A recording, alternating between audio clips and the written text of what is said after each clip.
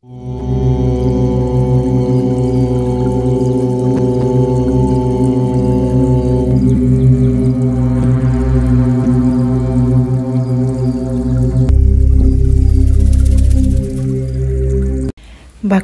నమస్కారము. శ్రీ గణేశాయ నమః, శ్రీ సరస్వత్యై నమః, శ్రీ పాదవల్లభ నృసింహ సరస్వతి, శ్రీ గురు దత్తాత్రేయాయ నమః.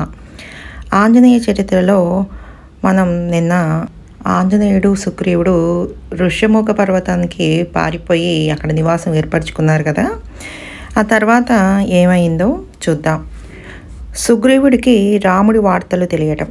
సుగ్రీవుడికి ఈ వార్తలన్నీ చేరుతూనే ఉన్నాయి. రాజ్యం వాలిదే అయినా ఆ రాజ్యంలో సుగ్రీవుడి మీద సానుభూతి కలవారు చాలామంది ఉన్నారు. అందువల్ల ఏకాంతవాసంలో ఉన్న అతనికి దేశం వార్తలు అనేకం చేరుతూనే ఉన్నాయి. ఆ వార్తల్లో ఒక వార్త, దశరథ చక్రవర్తి పుత్రుడైన రాముడు సీతా లక్ష్మణులతో కలిసి వనవాసానికి బయలుదేరాడని, అతను చిత్రకూట ప్రాంతాల్లో నివసిస్తున్నాడని తెలిసింది. తన భార్య సంగతి తలుచుకొని రోజు కుమిలిపోతున్న సుగ్రీవుడికి ఇది ఏమంత ముఖ్య వార్త కాదు. కానీ రావణాసురుడి చెల్లెలైన శూర్పణఖ రామలక్ష్మణులతో విరోధం తెచ్చుకుందని, అందువల్ల దాని ముక్కు చెవులు కోసేశారని, దానికి కోపించిన దాని వేలు విడిచిన సోదరులు కర దూషణ త్రిశిరస్సులు సైన్య సమేతంగా రాముడి మీదకి దండెత్తారని, కానీ ఆ రాముడు ఒక్కడే నిలబడి ఒంటి చేత్తో ఒక గడియలో 14,000 మంది రాక్షస సేననే కాక సుప్రసిద్ధ రాక్షస వీరులైన కర దూషణ త్రిశిరస్సులను కూడా సంహరించి పారేశాడని మరో వార్త వచ్చింది. ఇది కూడా సుగ్రీవుడికి ఆసక్తికరమైన వార్త ఏమీ కాదు. కానీ దీనితో రావణ రాజ్యానికి, అయోధ్య రాజ్యానికి కొంత శత్రుత్వం మొదలవుతోందని, అది ఎటు తిరుగుతుందో చూడాలని ఈ 5 వానరులు అనుకుంటూ ఉండేవారు. సుగ్రీవాదులకు సీతా దర్శనం. ఇలా ఉండగా ఒకనాడు మిట్ట మధ్యాహ్నం ప్రాంతాలలో హనుమంతుడి సూక్ష్మమైన చెవులకు దూరంలో ఎక్కడో ఆడదాని ఏడుపు వినిపించినట్లయింది. దాంతో ఆయన ఏకాగ్రంగా చెవులు రెక్కించి 4 పక్కలా పరిశీలించసాగాడు. అది గమనించి మిగిలిన 4 కూడా చెట్లెక్కి చుట్టూతా పరిశీలించసాగారు. ఇంతలో ఆ ఏడుపు కొంచెం దగ్గరయింది. అది నేల మీద నుంచి కాదు, ఆకాశంలోంచి వస్తోంది. ఇదేమిటా అనుకుంటూ ఉండగానే ఆకాశంలో దూరాన రాక్షస చిహ్నాలు గల రథమేదో కనిపించింది. ఇది మళ్ళీ వాలి పన్నాగమేమో అనుకుంటూ 5 ఒకే చోటుకు చేరి అవసరమైతే ఎదురుదాడికి సిద్ధంగా ఉన్నారు. ఆ ఏడుపు ఇంకా దగ్గరయింది. ఆ ఏడుపు మధ్యలో ఏదో రామ లక్ష్మణ అన్నట్టుగా వినిపిస్తోంది. ఇది ఎవరి పేర్లా అనుకుంటూ ఉండగానే పైనుంచి ఒక మూట సరాసరి వీళ్ళ మధ్యలోకి వచ్చి పడింది. వాళ్ళు ఒకసారి ఆ మూట వంక, మరోసారి ఆకాశంలో ఆ రథం వంక తేరిపారి చూసే లోపల ఆ రథం మెరుపులాగా ఆకాశంలో దక్షిణ దిశగా దూసుకుపోయి క్షణాలలో కనుమరుగైపోయింది. చూసినంతలో ఆ రథంలో ఉన్నది రావణాసురుడిలాగా ఉంది. వాడు ఎవరో మానవ యువతిని బలాత్కారంగా రథంలో పడేసి లాక్కుపోతున్నట్లుగా ఉంది. ఆమె వలవలా ఏడుస్తూనే తన ఒంటి మీద ఆభరణాలు తీసి తన పై మీద ఉన్న మేలిముసుగు ఉత్తరీయంలో జాగ్రత్తగా మూటగట్టి కిందికి విసిరింది. విసిరిన వాలకం చూస్తే కావాలని విసిరినట్టుగానే ఉంది. ఈ ఆభరణాలను బట్టి, ఈ చీరగుంగును బట్టి తన వాళ్ళు తను పోయిన దారిని గుర్తుపడతారని ఈవిడ ఉద్దేశంలాగా ఉంది. అయినా ఈ రావణాసురుడికి ఈ వయసులో ఇదేం బుద్ధి అనుకుంటూనే సుగ్రీవుడు, హనుమంతుడు ఆ మూట వంక జాగ్రత్తగా పరిశీలించారు. దాన్ని విప్పబుద్ధి కాలేదు. పైకి ఏమీ అర్థం కాలేదు. ఈ రావణాసురుడు వాళ్ళకి కొత్తవాడేమీ కాదు.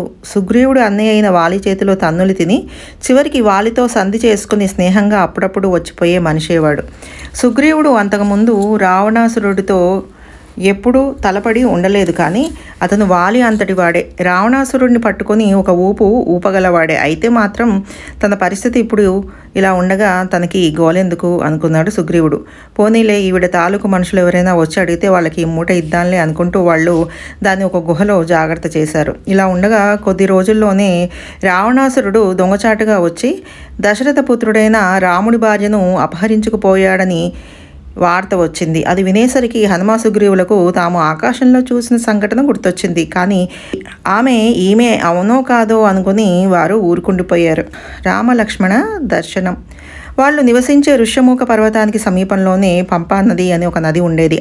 ఆ నది ఆ ప్రాంతాల్లోనే ఉన్న ఒక పెద్ద లోయలోకి చేరుకొని అక్కడ పెద్ద చెరువుల్లే ఏర్పడి అది బాగా నిండాక ఇంకా ఎక్కువ నీరు వస్తే పైకి ప్రవహించి పోయేది. అలా అప్పుడప్పుడు నీటి ప్రవాహం ఉండటం వల్ల అక్కడి సరస్సు చాలా స్వచ్ఛంగా నిర్మలంగా ఉండేది. అందువల్ల దానిని పంపా నది అని, పంపా సరస్సు అని కూడా పిలుస్తూ ఉండేవారు. పంపా అంటే దుఃఖహారిణి. ఈ సరస్సు ఆంజనేయ స్వామికి అతి ప్రియమైన విహార భూముల్లో ఒకటి. గంధమాదన పర్వతం మీద ఉన్న తపోమయ స్వరూపంతో కూడా ఆయన అప్పుడప్పుడు ఈ సరస్సు ప్రాంతాలలో సరదాగా తిరుగుతూ ఉండటం కద్దు. ఋష్యమూక పర్వత శిఖరం మీద నుంచి చూస్తే ఈ పంపా నది, ఈ పంపా సరస్సు, దాని పరిసర పీఠభూములు స్పష్టంగా కనిపిస్తూ ఉండేవి. ఆ సౌందర్యాలు చూస్తూ గడియలు గడిపేస్తూ ఉండటం ఈనాడు సుగ్రీవ హనుమంతుల కాలక్షేపాలలో ఒకటి. ఒక రోజున అలాగే సరదాగా చూస్తూ ఉండగా ఆ పంపా సరస్సు ప్రాంతాలలో ధనస్సులు ధరించిన ఇద్దరు దృఢకాయులు ఇటు అటు తిరుగుతూ ఉండటం కనిపించింది. ఎందుకో కానీ అంత దూరం నుంచి చూసినా వాళ్ళని చూసేసరికి హనుమంతుడు హృదయం చల్లబడి మెత్తబడి ఉల్లాసంగా ఉంది. సుగ్రీవుడు మాత్రం భయంతో బెంబేలెత్తి ఒక గుహలోకి వెళ్ళి దాక్కున్నాడు. అప్పుడు సుగ్రీవుడు హనుమంతులకు సంభాషణ ఇలా జరిగింది. హనుమంతుడు: ఎందుకయ్యా అంత భయపడతావు? సుగ్రీవుడు: ఆ కొత్త వాళ్ళిద్దరినీ చూసావా? ఆ నడక చూస్తుంటేనే వాళ్ళ పరాక్రమం తెలుస్తుంది. వాళ్ళు రాక్షసులనైనా సరే ముక్కలు ముక్కలుగా చేయగలరు. హనుమంతుడు: చేయనీవయ్యా, మనకేమి నష్టం? సుగ్రీవుడు: అలా మాట్లాడతావేమిటి?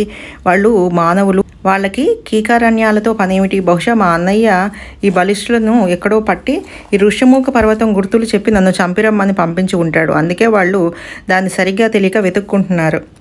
హనుమంతుడు: అది కాదయ్యా, ఆ దశరథుడి కొడుకులెవరో భార్య కోసం వెతుక్కుంటున్నారని విన్నాంగా. సుగ్రీవుడు: నీ ఆలోచనలు ఎప్పుడూ ఇంతే.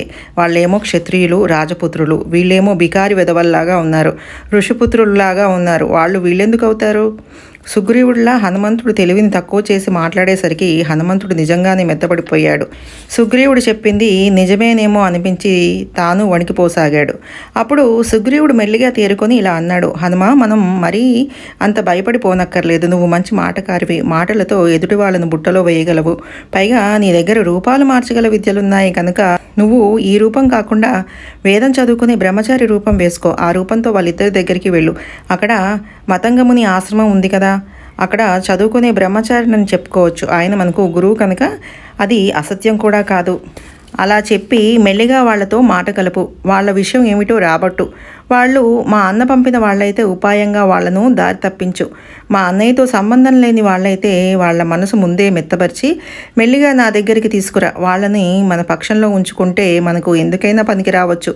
ఇలాంటి పనులు చేయటంలో నీ నేర్పు అసాధ్యం, అమోఘం అని పలికాడు. తర్వాత కథ ఏమైందో రేపు చూద్దాం. ఆ ఆంజనేయ స్వామి కరుణాకటాక్షాలు మీ అందరి మీద ఉండాలని కోరుకుంటూ, సర్వే జనా సుఖినో భవంతు, లోకా సమస్త సుఖినో భవంతు, శుభం భూయాత్.